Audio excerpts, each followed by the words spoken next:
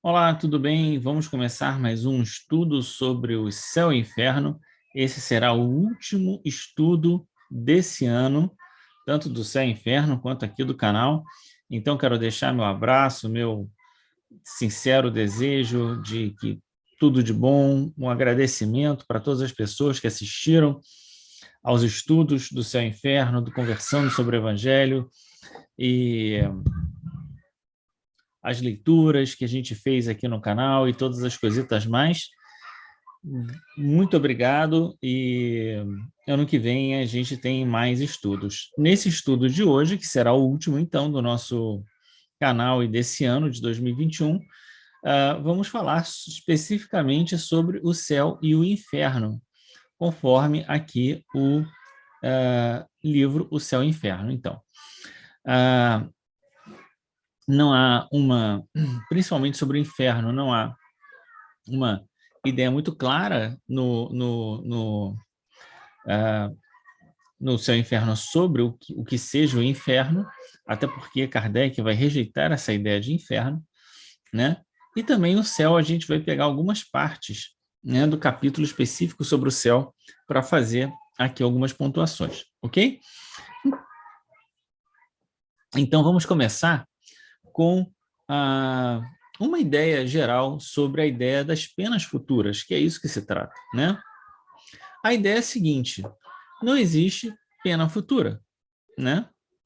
E toda a felicidade, ou toda a infelicidade, ou todo sofrimento é decorrente das ações que nós fazemos. Fazemos ações boas, temos resultados bons, estamos mais felizes. Fazemos, né? Nos perdemos no caminho, isso gera um sofrimento. Na medida em que a gente volte, né? Saia dessa zona de erros e volte para os acertos, também os nossos sofrimentos diminuem e a gente, ou até cessam, e a gente volta a ter, né, uma vida de mais felicidade. É sempre essa ponderação. No mundo espiritual, a gente sente mais os efeitos dos nossos erros, dos nossos enganos, dos nossos tropeços. E a gente vai ter consequências, então, no mundo espiritual por causa disso. Kardec vai insistir muito na ideia de que não existem penas eternas, né? Por quê? Porque a ideia é sempre que, uma vez voltando para o caminho, a gente se restabeleça, se refaça e volte a ter aquela sensação de felicidade, de bem-estar, de harmonia, né? Essa sensação de bem-estar, felicidade e harmonia será tanto mais plena quanto menos erros e vacilos e tropeços a gente tiver, quanto mais constante a gente for no bem. É basicamente isso. É muito importante a gente sinalizar um outro aspecto que precisa ser tratado aqui. Não existe um lugar nem de sofrimento, nem de felicidade. Sofrimento e felicidade são estados de alma. E, portanto, onde quer que você esteja, você estará sentindo, né, a, a, a sua felicidade ou a sua infelicidade, a sua tranquilidade ou a sua intranquilidade. Se você está com a sua consciência tranquila, ela vai te acompanhar onde quer que você esteja. Se a sua consciência está culpada, ela também vai te acompanhar onde quer que esteja. Um terceiro elemento importantíssimo de ser considerado é a ideia do apego às coisas materiais. Tanto maior a nossa visão, o nosso olhar para as coisas materiais, a importância que a gente dê para as coisas materiais, e o nosso olhar distraído, ou até o nosso esquecimento das coisas espirituais, ou mesmo os espíritos chegam a dizer assim: aqueles que preferem as coisas materiais às coisas espirituais, né? Tudo isso faz com que a gente acabe tendo dificuldades na nossa desencarnação e, consequentemente, a gente tem um processo de perturbação maior, né? Porque exatamente de agonia e de perturbação, exatamente porque você está ali, não quer deixar a vida material, né? E consequentemente também um processo de vivência no mundo espiritual mais limitado por conta de uma materialização do seu perispírito, então a sua consciência da vida espiritual fica mais limitada, é como se a gente entrasse, né, com tudo meio obscurecido, sem conseguir perceber todas as maravilhas e potências da vida espiritual. Por quê? Porque você está completamente embotado, com as faculdades embotadas ainda, por conta das questões materiais. Ok?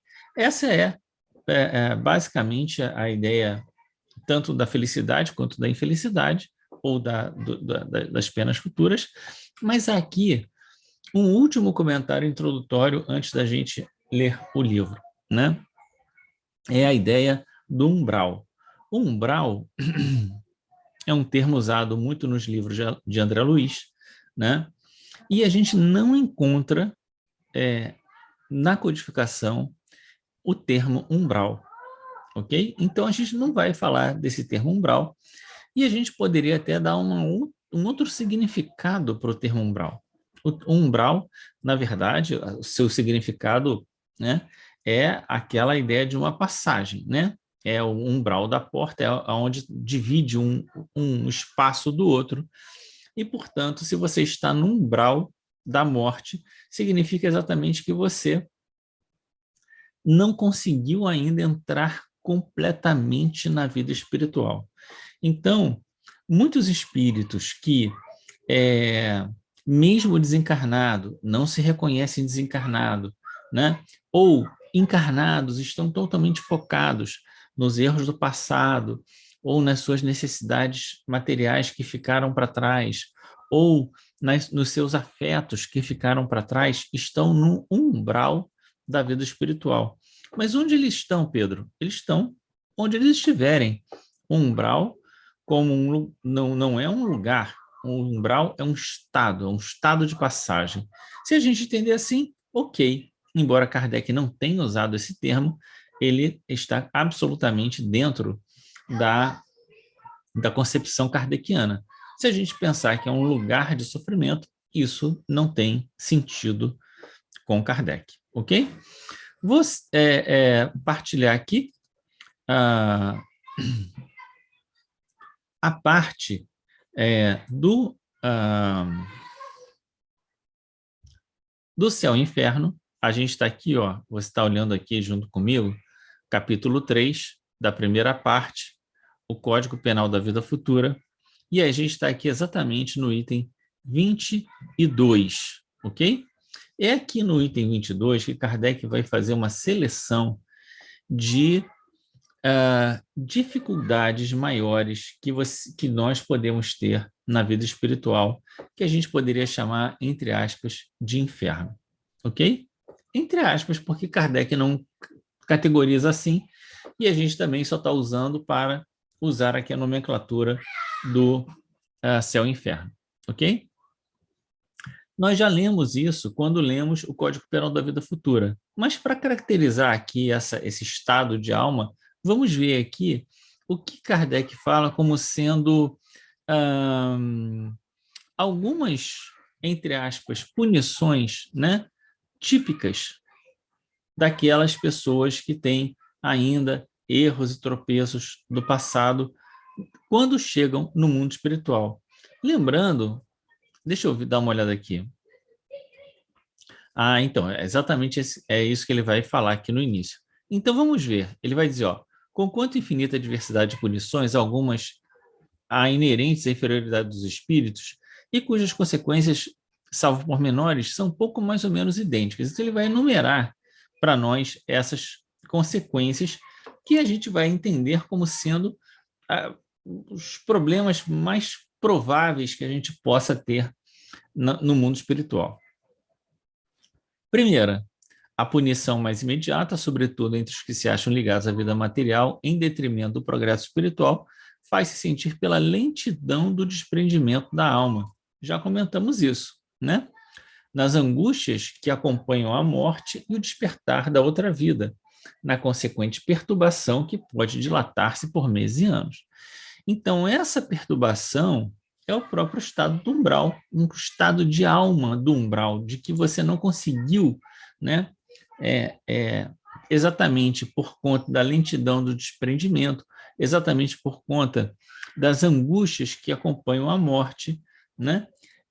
Tudo isso faz com que esse processo seja lento, mais dificultoso, né? E que você fique ali naquele estado entre lá e cá, mesmo com o corpo já morto. Naqueles que, ao contrário, têm pura consciência e na vida material já se acham identificados com a vida espiritual, o trespasse é rápido, sem abalos, quase nula a turbação de um pacífico despertar. Então, aqui já estamos vendo exatamente a ideia do inferno e do céu, né? O céu é exatamente ter esse desprendimento rápido, sem abalos, e um despertar sereno no mundo espiritual. Segundo ponto, então, um fenômeno muito frequente entre os espíritos de certa inferioridade moral é acreditarem ainda vivos. Olha aí um umbral de novo, né? Está no umbral de uma vida com a outra. Podendo essa ilusão prolongar-se por muitos anos, durante os quais eles experimentarão todas as necessidades, todos os tormentos e perplexidades da vida. Então, novamente, o acreditar-se vivo é uma possibilidade. E o que acontece? Por que o espírito se considera vivo? Em grande parte porque vivo encarnado, né? Porque ele se vê do mesmo jeito que ele estava encarnado, né? O corpo espiritual dele é igual ao corpo material, ele se vê vivo, né? Ele está falando, ele está pensando, ele está desejando, ele está tudo, né? Só que não tem um corpo, e ele não consegue entender isso porque não entende a realidade da vida espiritual, né? Então, se num determinado momento ele parasse, orasse, pedisse ajuda aos amigos espirituais, né? Essa situação rapidamente se clarearia para ele. Vamos ver, então, a gente já viu dois: a dificuldade do desprendimento, e o segundo, né, o acreditar-se vivo ainda. Terceiro, específico para os criminosos: a presença incessante das vítimas e das circunstâncias do crime é um suplício cruel. A gente já viu isso nos casos do céu e inferno, como isso é aterrorizante, espíritos fugindo uns dos outros, um outro espírito que o seu grande pavor é que tinha uma luz que não se apagava nunca, e ele dizia: apaga essa luz, porque ele queria se esconder, né, de si mesmo e diante dos fatos que ele tinha realizado. Então, terceiro ponto. Quarto ponto: há espíritos mergulhados em densa treva, outros se encontram em absoluto insulamento no espaço, atormentados pela ignorância da própria posição, como da sorte que os aguarda. Os mais culpados padecem de torturas mais ou menos pungentes por não lhes entreverem um termo. Então, espíritos que estão ali, né, sem saber onde estão, o que está acontecendo, né, muito presos à vida material, né, e aí estão ali naquele estado sem entrever um termo.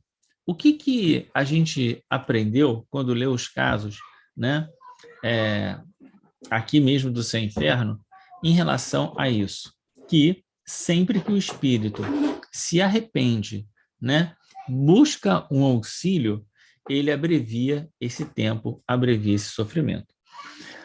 E mais, que a oração que nós fazemos por esses espíritos é uma ferramenta absolutamente importante para que esse tempo também seja abreviado. Vamos continuar. Alguns são privados de ver os seres queridos, e todos geralmente passam com intensidade relativa pelos males, pelas dores e privações que a outrem ocasionaram, né? Então, aqui a gente está falando de espíritos culpados, né? Então, são espíritos culpados que infligiram, fizeram o mal para outras pessoas e agora estão sentindo no mundo espiritual a consequência disso que eles fizeram. Essa situação perdura até o arrependimento e o desejo de reparação, como eu havia comentado. E o desejo de reparação lhes traga calma para entrever a possibilidade de, por eles mesmos, por termo a situação. É importante considerar que aqui esse desejo tem que ser sincero, tem que vir do coração. Se for só no discurso, se for só para sair dessa situação, depois voltar a cometer os mesmos enganos do passado, não vale, né? Não vale. E, nesse caso, não tem a quem você enganar, porque enquanto não for sincero, você não muda de fato o seu estado de alma. E é isso que importa, né? Para o orgulhoso, então a gente já viu o culpado, a gente já viu o criminoso, a gente já viu aqueles muito presos à vida material, e agora ao orgulhoso. Para o orgulhoso relegado às classes inferiores, é suplício ver acima dele, colocados, cheios de glória e bem-estar, os que na terra desprezara. Que é o caso, por exemplo, que a gente já estudou aqui, né, em algum desses estudos, dos espírito de Lázaro, né? E a história da rainha também, que está no capítulo 2 do Evangelho segundo o Espiritismo, né? Tanto a história da rainha como Lázaro, o mendigo, né? A passagem de Jesus dão um exemplo disso aqui. O hipócrita vê desvendados, penetrados e lidos por todo mundo os mais secretos pensamentos, sem que os possa ocultar e dissimular. Então veja que aqui tem aquela passagem que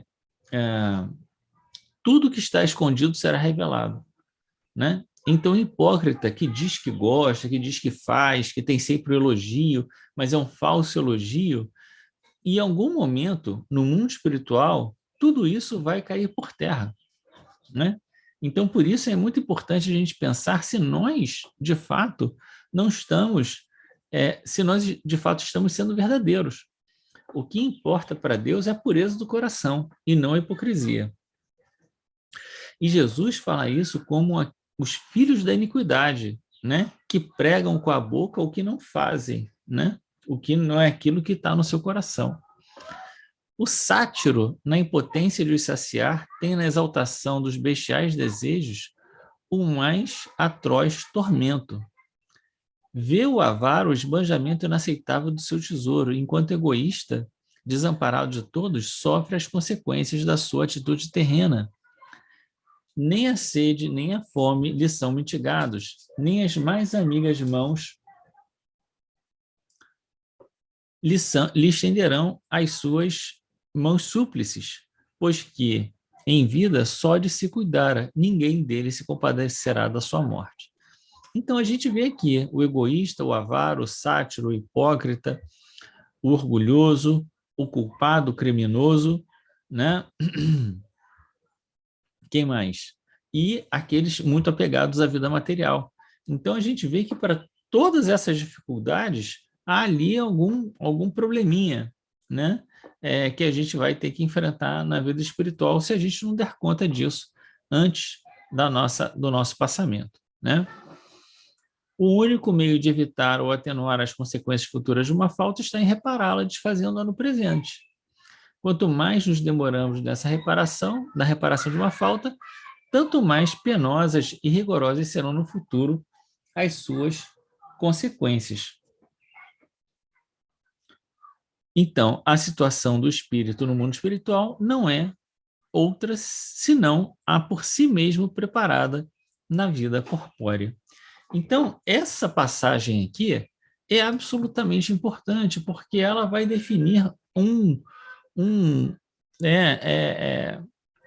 roteiro para nós, né?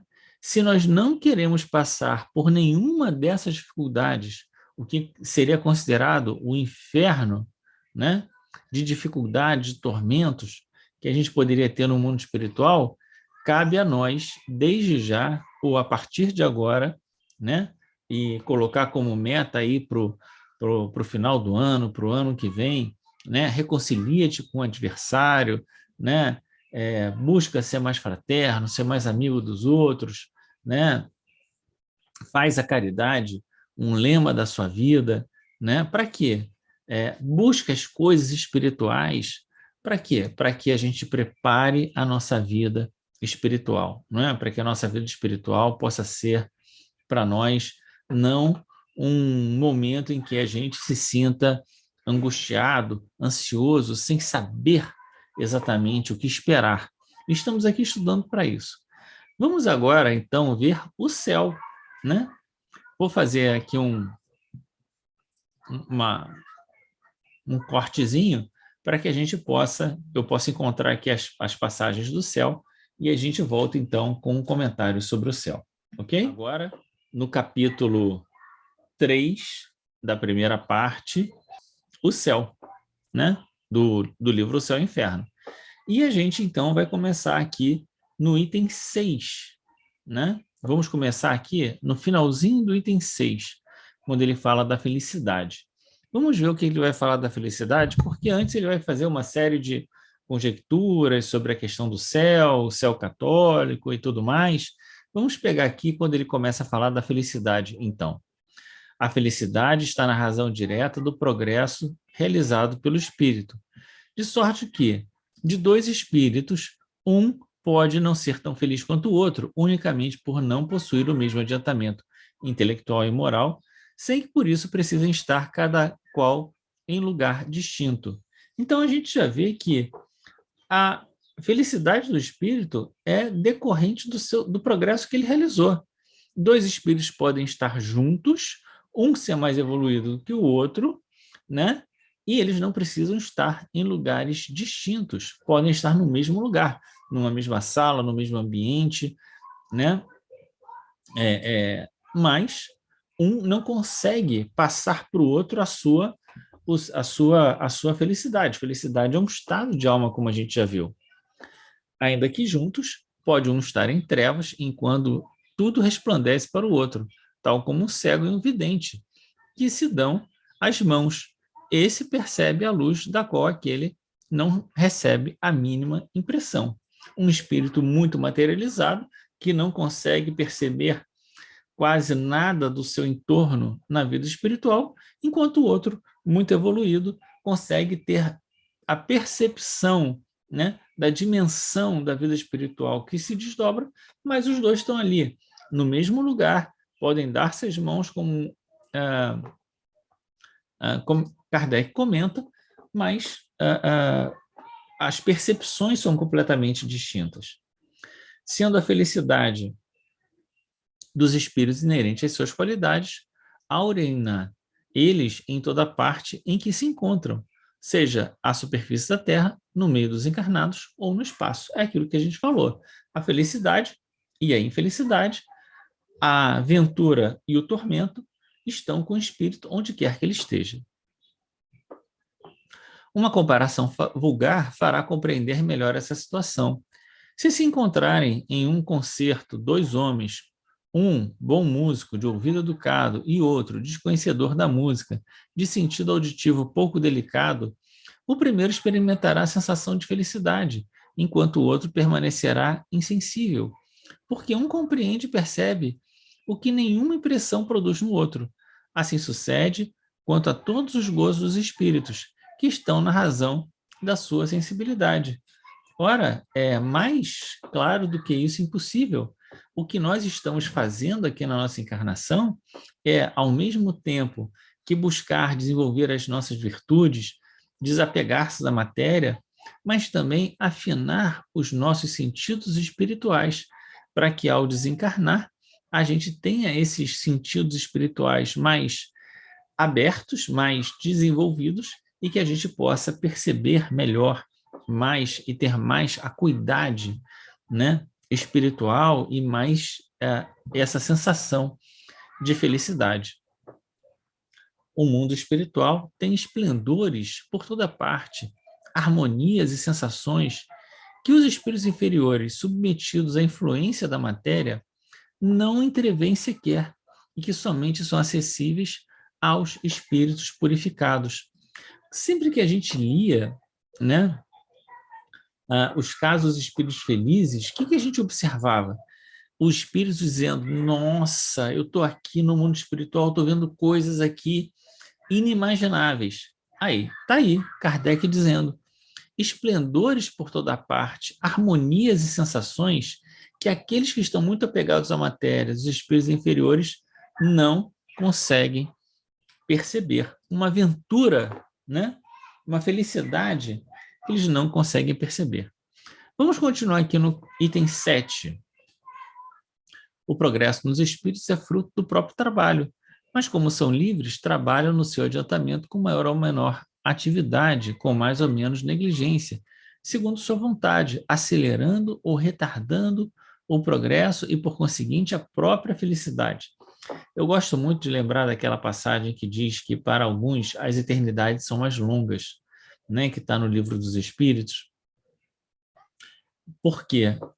Na medida que a gente vai errando, tropeçando, negligenciando o nosso futuro, a gente vai tornando o nosso caminho para conquistar uma paz de espírito mais longa, porque a gente sempre vai plantando o vento e colhendo tempestade. Então, a gente sempre está encontrando tormentos pela frente. Mas, da mesma maneira que a gente pode prolongar a nossa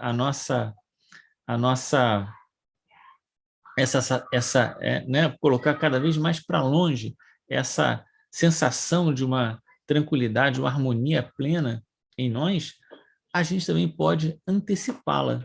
Então, nós somos livres para trabalhar, né, com maior ou menor atividade, com mais ou menos negligência, com mais ou menos vontade, acelerando ou retardando o progresso. E cabe a cada um de nós saber em que pé está na sua própria vida.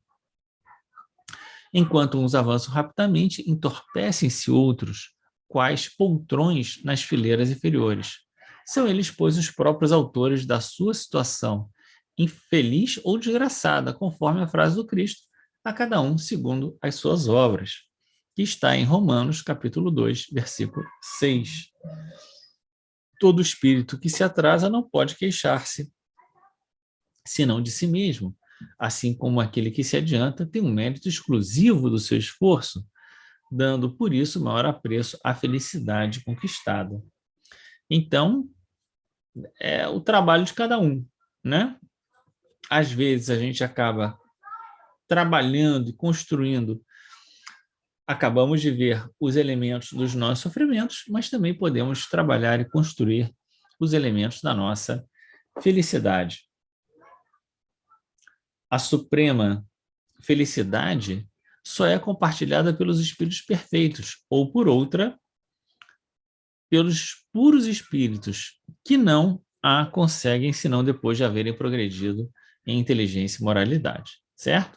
Então é isso, a gente vai progredir, o nosso foco central na nossa encarnação é o nosso progresso moral, o nosso progresso intelectual, em grande parte a gente já fez, e aquilo que ainda mais a gente precisa desenvolver, no mundo espiritual a gente consegue, né, aprender muito mais rapidamente do que na vida material. Então a gente não precisa se preocupar tanto, né? Não é que a gente não precisa se preocupar, mas o nosso progresso intelectual a gente deve cultivar, é claro, mas o centro dele é fazer com que a gente entenda a diferença entre o bem e o mal e a gente consiga optar pelo bem. Muito bem, vamos adiantar aqui um pouquinho, e aqui no item 8, a gente vai encontrar a encarnação é necessária ao duplo progresso moral e intelectual do espírito. Então, a encarnação é algo necessário, né, para que a gente progrida de um lado e de outro. Ao progresso intelectual pela atividade obrigatória do trabalho. Então, trabalhando, normalmente a gente já desenvolve a nossa inteligência ao progresso moral pela necessidade recíproca dos homens entre si. A vida social é a pedra de toque das boas e más qualidades. Então é isso. É no contato com o outro, é na vida social que a gente vai ter oportunidade de desenvolver a bondade, a maldade, a doçura, a violência, a benevolência, a caridade, o egoísmo, a avareza, o orgulho, a humildade, a sinceridade, a franqueza, a lealdade, a má-fé, a hipocrisia, em uma palavra, tudo que constitui o homem de bem ou perverso. Nós vamos nos revelando e nós vamos, ao perceber, né, a maneira como nós reagimos e agimos nas situações, aquilo que precisa ser modificado em nós. Então, tudo isso, né, tem por móvel, por alvo e por estímulo as relações do homem com seus semelhantes. Então, se a gente se priva dessas relações, a gente se priva do nosso próprio progresso. Para o homem que vivesse isolado, não haveria vícios nem virtudes, preservando-se do mal pelo isolamento, o bem de si mesmo se anularia. Muito bem, vamos dar aqui uma adiantada na leitura e vamos pegar aqui essa parte do item 9, né? Quando diz a encarnação é inerente à inferioridade dos espíritos, deixando de ser necessária, desde que estes, transpondo-lhe os limites, ficam aptos a progredir no estado espiritual ou nas existências corporais dos mundos superiores, que nada têm da materialidade terrestre. Então, veja bem, né? Uma vez, antes, primeiro, a encarnação é inerente à inferioridade dos espíritos, é necessária, né? Uma vez transpondo esse limite, o espírito fica apto a progredir no estado espiritual ou nas existências corporais em mundos superiores. Portanto, essa ideia de que a gente aprende e progride no mundo espiritual é só quando nós conseguimos transpor os limites da encarnação inferior que nós temos aqui na Terra. Bem entendido isso? E aí, né, a gente pode encarnar em mundos superiores, né? Aí é uma história que a gente não conhece ainda, né? De todo modo, Kardec vai continuar dizendo: da parte destes, a encarnação é voluntária dos espíritos que chegaram a esse ponto, né? Tendo por fim exercer sobre os encarnados uma ação mais ou menos direta e tendente ao cumprimento da missão que lhes compete junto dos mesmos. Desse modo, aceitam abnegadamente as vicissitudes e sofrimentos da encarnação. Ele está falando exatamente dos espíritos que vêm e encarnam aqui na Terra, né, como missionários, né, como já chegaram a um estado superior e encarnam aqui para nos ajudar. No intervalo das existências corporais, o espírito torna a entrar no mundo espiritual, onde é feliz ou desgraçado, segundo o bem ou mal que faz, como a gente já viu e já entendeu. Uma vez que o estado espiritual é o estado definitivo do espírito e o corpo espiritual não morre, deve ser esse também o seu estado normal.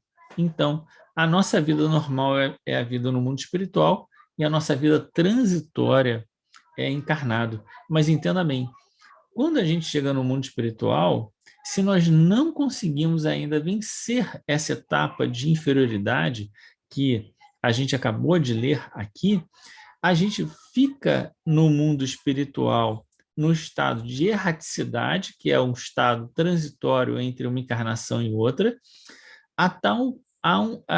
de modo que a gente possa se preparar para uma outra encarnação. Essa preparação para outra encarnação depende muito do que aconteceu com o espírito, né? Qual o estado né? Qual o seu estado espiritual, o quanto ele tem de consciência dos seus erros, né?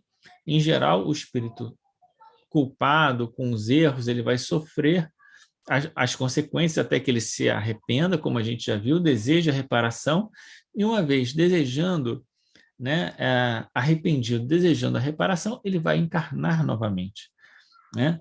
Só vencendo essa etapa que ele vai conseguir, né, estar de tal modo no mundo espiritual que ele consiga evoluir no mundo espiritual e encarnar em mundos mais evoluídos. O estado corporal é também transitório e passageiro. É no estado espiritual, sobretudo, que o espírito colhe os frutos do progresso realizado pelo trabalho da encarnação. Então, a gente já viu muito isso no estudo do Evangelho, né? Que a ideia é não apenas da vida futura, mas das consequências dos nossos atos na vida futura. Se a gente não tem a dimensão dos nossos atos na vida futura, como a gente acabou de ver no estudo, né, ali do Código Penal da Vida Futura, tudo isso faz com que a gente se perca nas questões da vida material, né, e crie depois uma dificuldade ainda maior para nós. É também nesse estado que se prepara as novas lutas e toma as resoluções que há de pôr em prática a sua volta à humanidade, né? Nesse estado de erraticidade que a gente tinha aqui comentado. O espírito progride igualmente na erraticidade, adquirindo conhecimentos especiais que não poderia obter na Terra e modificando suas ideias. Nesse sentido, né? Diferente daquele sentido que a gente tinha comentado antes. O estado corporal e o espiritual constituem a fonte de dois gêneros de progresso pelos quais o espírito tem de passar alternadamente nas existências peculiares a cada um dos mundos. Então, veja bem, o que ele está falando aqui do progresso é exatamente essa ideia de que você sofreu as consequências do erro, arrependeu e desejou reparar-se. Isso já é um avanço, né? E aí você toma as resoluções para a sua próxima encarnação, né? É claro que você pode, nesse inteirinho aí, adquirir algum conhecimento especial que você não poderia ter na Terra, que vai te ajudar, eventualmente, em alguma coisa na encarnação. Mas é diferente do espírito que já venceu todo esse processo, né?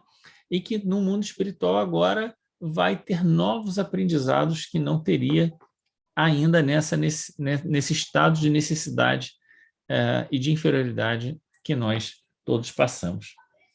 Vamos pular aqui o item 11 e vamos para o item 12, porque ele vai voltar a falar aqui da felicidade. A felicidade dos espíritos bem-aventurados não consiste na ociosidade contemplativa, que seria, como temos dito muitas vezes, uma eterna e fastidiosa inutilidade. Eu acho assim, se a gente considerar aqueles sofrimentos que a gente acabou de ver, não passar por aquilo já é uma felicidade, né?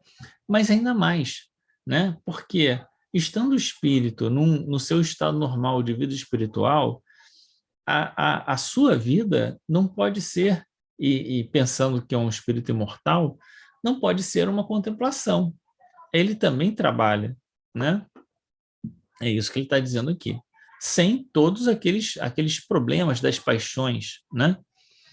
A vida espiritual, em todos os seus graus, é, ao contrário, uma constante atividade, mas atividade isenta de fadigas, o que é um luxo, né? A suprema felicidade consiste no gozo de todos os esplendores da criação. Olha aí, já falamos dos esplendores, né? Que nenhuma linguagem humana jamais poderia descrever. Já comentamos aqui dos espíritos felizes, né? Que a imaginação mais fecunda não poderia conceber. Comentamos nos espíritos felizes, não conseguem traduzir para nós o que eles estão vendo no mundo espiritual. Consiste também na penetração de todas as coisas, na ausência de sofrimentos físicos e morais, uma satisfação íntima, numa serenidade da alma imperturbável, no amor que envolve todos os seres e, portanto, na ausência de atrito proveniente do contato com os maus e, acima de tudo, na contemplação de Deus e na compreensão dos seus mistérios revelados aos mais dignos. Para um pouco, lê isso aqui de novo, preste atenção. no que há de esplendor na vida espiritual, e que nós estamos até agora privados de tudo isso, né? Ausência de sofrimentos, uma satisfação íntima, serenidade, amor, contemplação e compreensão das coisas de Deus, meu Deus do céu. A felicidade também existe nas tarefas cujo encargo nos faz felizes. Os puros espíritos são os Messias, os mensageiros de Deus, pela transmissão e execução de suas vontades. Preenche as grandes missões, preside a formação dos mundos e a harmonia geral do universo, tarefa gloriosa a que não se chega senão pela perfeição. Os da ordem mais elevada são os únicos a possuírem os segredos de Deus, inspirando-se no seu pensamento de que são diretos representantes. Então, é aquilo que Jesus diz, o Pai e eu somos um só, né? Porque Jesus já era um Espírito perfeito, já entendi e compreendi os segredos de Deus que nos são privados pela nossa inferioridade, né? E executa as suas tarefas, né, suas missões com felicidade, né? Enquanto a gente olha e às vezes se sente aborrecido, né, que os nossos interesses estão sendo a gente não está conseguindo fazer valer os nossos interesses porque a gente precisa fazer uma coisa da conta de uma coisa e outra, e isso nos perturba. Para o espírito superior isso é só alegria, né? Muito bem, vamos aqui um pouquinho mais no item 13. As atribuições dos espíritos são proporcionadas ao seu progresso, às luzes que possuem, as suas capacidades, experiência e grau de confiança inspirada ao Senhor soberano. Nem favores, nem privilégios, e não seja o prêmio do mérito, tudo é medido e pesado na balança da justiça, na estrita justiça. Então, olha aí, não tem QI, né, que indica, não tem amizade, não tem privilégio, não tem passar na frente, não tem nada depende daquilo que você foi como encarnado, tudo depende daquilo que você construiu como espírito imortal. Vamos pular aqui um pouquinho, vamos para o item 15. Aqui nesse parágrafo, no primeiro, segundo, terceiro parágrafo do item 15, então, quando Kardec diz, por toda parte a vida e o movimento, nenhum canto do infinito despovoado, nenhuma região que não seja incessantemente percorrida por legiões inumeráveis de espíritos radiantes, invisíveis aos sentidos grosseiros dos encarnados, mas cuja vida deslumbra de alegria e admiração às almas libertas da matéria. Por toda parte, enfim, há uma felicidade relativa a todos os progressos, a todos os deveres cumpridos, trazendo cada um consigo os elementos de sua felicidade, decorrentes da categoria em que se coloca pelo seu adiantamento. Que coisa maravilhosa, né? Se por um lado, né, o espírito carrega consigo, né, os seus erros, os seus tropeços, as suas culpas, né? A gente não viu falar de culpa aqui, né? Mas as suas inferioridades, por outro lado, legiões, né, de espíritos reluzentes, né, de uma felicidade relativa ao cumprimento dos deveres, né? É a ideia da parábola dos talentos. Multiplicou 2 talentos? Passa aqui, filho. Passa aqui para a minha direita e vem ter né, as glórias do Senhor.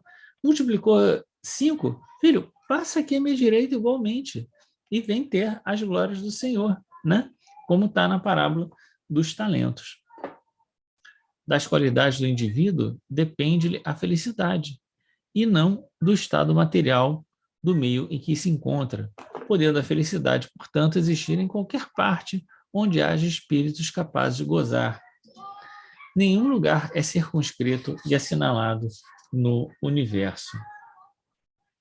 Onde quer que se encontrem, os espíritos podem contemplar a majestade divina, porque Deus está em toda parte.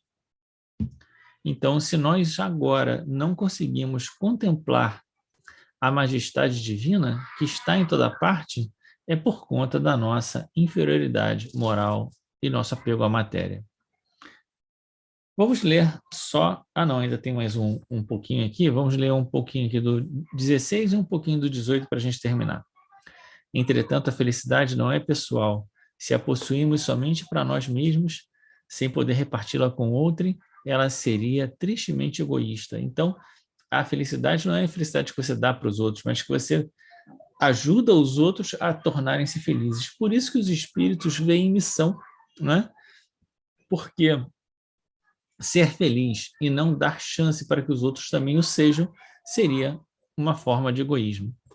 Também encontramos na comunhão de ideias que une os seres simpáticos, os espíritos felizes, atraindo-se pela similitude de ideias, gostos e sentimentos, formam vastos agrupamentos ou famílias homogêneas, são as famílias espirituais, no seio das quais cada individualidade irradia as qualidades próprias e satura-se dos eflúvios serenos e benéficos emanados do conjunto. Então, está falando aqui das famílias espirituais, dessa reunião de espíritos simpáticos, né, em que se comunga da felicidade comum.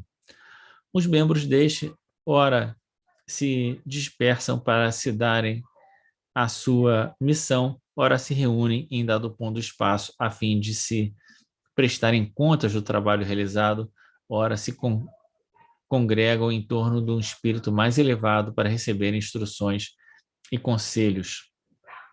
A gente lembra, né, da desencarnação de Paulo de Tarso, quando a figura de Paulo, né, foi atraindo aquelas legiões de espíritos que foram beneficiados por ele e que o ajudaram na vida espiritual, e eles vão andando no mundo espiritual, visitando os lugares por onde Paulo foi construindo as suas igrejas, né? E que coisa esplendorosa deve ter sido isso, e o quanto há de esplendor na vida espiritual e a gente não consegue perceber. Vamos pular aqui para o 18, para a gente ler só mais um parágrafozinho. Nessa imensidade limitada, onde está o céu? Em toda parte, nenhum contorno lhe traça limites. Os mundos adiantados são as suas últimas estações no caminho, que as virtudes franqueiam e os vícios interditam. Ante esse quadro grandioso que povoa o universo, que dá a todas as coisas a criação um fim e uma razão de ser, quanto é pequena e mesquinha a doutrina que circunscreve a humanidade a um ponto imperceptível do espaço, que Nola mostra começando em dado instante para acabar igualmente com o mundo que a contém, não abrangendo mais do que 1 minuto da eternidade. Muito bem. Está aí a felicidade no mundo espiritual, as dificuldades no mundo espiritual e a nossa responsabilidade sobre aquilo que vamos fazer da nossa vida.